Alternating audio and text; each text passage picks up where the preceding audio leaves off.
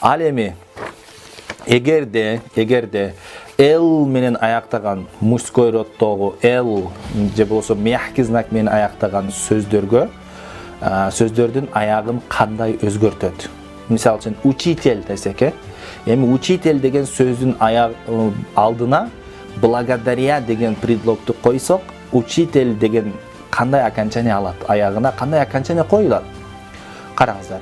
Благодаря учителю. Благодаря учителю болот. Благодаря учителю.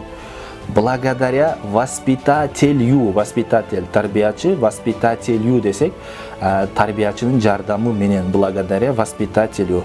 Благодаря водителю. Водитель этегинде мягкий знак бар, ошон үчүн ю коюлат.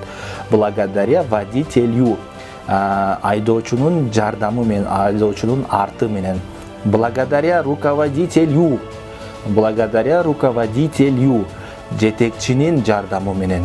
Благодаря заместителю. Орун басардын жардамы менен. Благодаря заместителю. Заместитель деген аягы мягкий знак болгон, ошон үчүн благодаря деген сөздү алдына койсок, бул заместитель деген сөздүн алдына койсок, ал L дегендин ошол мягкий знакты юга өзгөртөт. Благодаря заместителю болот.